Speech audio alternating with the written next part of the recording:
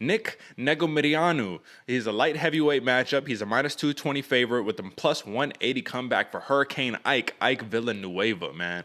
Listen, this is a situation right here, AJ, where they're feeding Villanueva to the dogs right here, man. He finally got the big win against Vinicius Moraes, right? Or Mahias, or however you want to say it. Comes back in his last fight against Marcin Prachnio and gets body kicked to hell right there. That was like a liver shot that was crucial. You could feel it. You could hear it at home. You cringe every time you think about it, right? And now he gets a killer in Negumereanu, who is a walk forward, walk through the fire, hit me a million times. I do not give a damn. I'm going to outpace you. I'm going to out-tough you. So this is an interesting matchup, AJ. And the first thing that I want to talk about are the odds on this one, both of the lines, right? So minus 220 for a man who only has one win in the UFC is kind of interesting, right? He's 1-1 in the UFC because his last fight against Safarov, he lost that fight. I remember that fight. So it's interesting that he is kind of not like super heavy favorite, but he is a favorite against a dude who has really good hands in Ike Villanueva. What do you think about that? I mean, it makes sense when you see it on paper, but personally, I think Negumereanu should have lost his last fight, bro. He was holding the fence, he was cheating the whole time. I mean, I forgot and you know, I guess as long as you're not trying to injure people with eye pokes or nut shots, if you ain't cheating, you ain't trying. You There know, we as go. long as you're not trying to hurt people, I guess I'm all game. But personally, I think there should have been a point taken because Homeboy was grabbing. They made it a point to say that at least he wasn't preventing a takedown. But I think if you're grabbing the fence, either way, you should lose a point, especially when the ref's smacking your hand.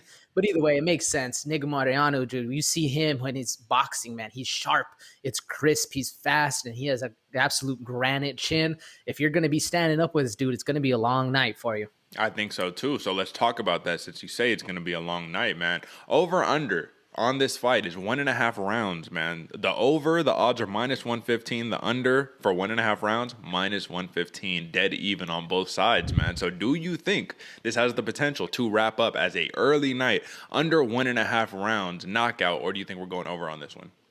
I can see why it's pretty even on both because there's very much the chance. Me personally, I'm going over 1.5 rounds. Not by much, but I'm going over 1.5 rounds. What about you? I think so too. I think I'm going the over because I think this is going to be this has to be a motivated Ike Villanueva. This has to be. So if this is a motivated Ike Villanueva, I expect some circular movement. I expect foot in the tire.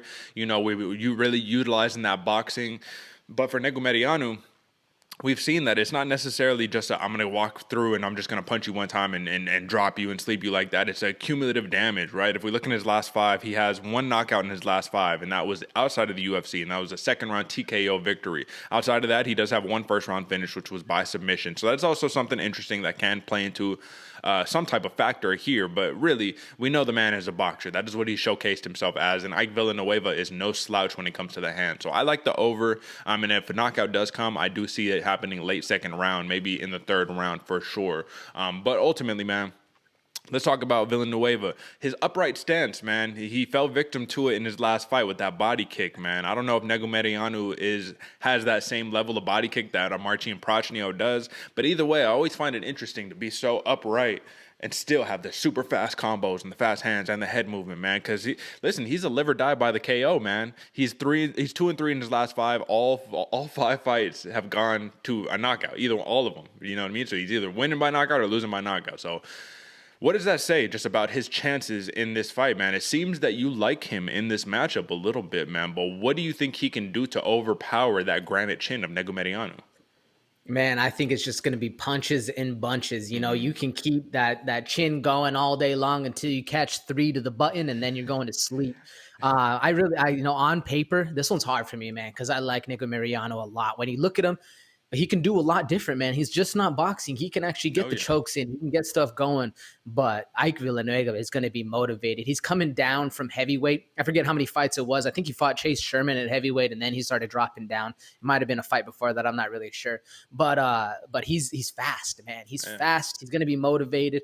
It's crazy to see that he's that quick. And like you said, very high posture, not really fast feet, but those hands are moving. The head movement's solid, and he has very crisp. The one thing I don't like about him, he's very susceptible to the leg kick. We saw that in the Marcin Prachnio fight. He got his leg kicked like once, and he's like, all right, yeah, I'm not doing that. I'm rushing in now. I'm not going to be able to do that. But I love his combos, and that's what I think is going to do him the best in this fight coming forward.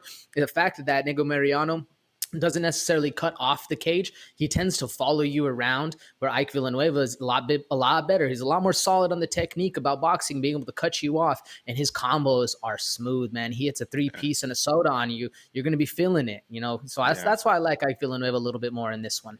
Yeah, no, I agree with you, man. Ike Villanueva is a really good pressure counter striker, and that's why I call it a pressure counter striker specifically, because he's walking up to you, waiting for you to throw, and then countering your throw. You know what I'm saying? So it's like it's fun in that way. The one thing that concerns me, though, the big thing is that Negumereanu, like you said earlier, he's more of a complete fighter, more of a well-rounded fighter, man. He's got good clinch work, and he has some decent top control. So it's not like he's just gonna smother you when he gets on top of you, but he has the option to get on top of Ike Villanueva, who he has a 0% takedown defense in the UFC. So, I mean, use that for for whatever it's worth right there. But ultimately, man, it looks like that you like Villanueva a little bit on the money line, right? Is that what you're saying? At that plus 180, you find a little value? I think there's a little bit of value on that plus 180 for me, Derek. You know, and I think I've chosen Ike Villanueva 1 or 2 times in his last couple of fights, and he's let me down a little bit. But I'm rocking with this one, man. I'll give you my pick now. I'm going Villanueva KO round 2. Like I said, it's going to be a late round 2, but I Okay. think it's going to be either round 2, early round 3, right around there, man. Like I said before, on paper, I really, really like Negumereanu because he's more complete. But once I started watching more and more tape, that's where I really started to like Ike in this exchange going forward, just because of the combos and the way they both fight. It's going to be a very interesting chess match going forward. And I don't necessarily see this one going to the ground. Do you think Negumereanu is going to be able to walk through the storm and take Ike down, or is it going to be a standing battle? What do you think? Well, listen, man, that'll just factor straight into my pick. So I like the minus 220 in Negumereanu here. I think that's solid. I think it should probably be a little larger personally, just because of how I envision the fight ending up. But I do agree. I'm going the over 1.5 rounds on there, minus 115. But I see like a third round TKO coming from a ground and pound situation, or coming from a, one of those mix ups where it's, you drop somebody, you get them up, and then you just go and finish them. Negumereanu is just relentless when it comes to that walk forward style. And I think Ike Villanueva, 3 rounds of a big boy moving backwards on his bike is going to tire anybody out. So unless Villanueva could sit down on his shot and just stop Negumereanu, earn that respect, and just stop him from walking forward, I think we're going to see that for 3 rounds. I think it's going to be a little bit too much. So I like Negumereanu, and I think a TKO round 3 is incoming in this matchup. But it'll be interesting. We do know Villanueva has lost via knockout 6 times, only 1 decision loss. Negumereanu has never lost by knockout or submission. He's only lost 1 decision, but he's way less experienced as well. So we'll see how that tunes in, man. But all right, Age.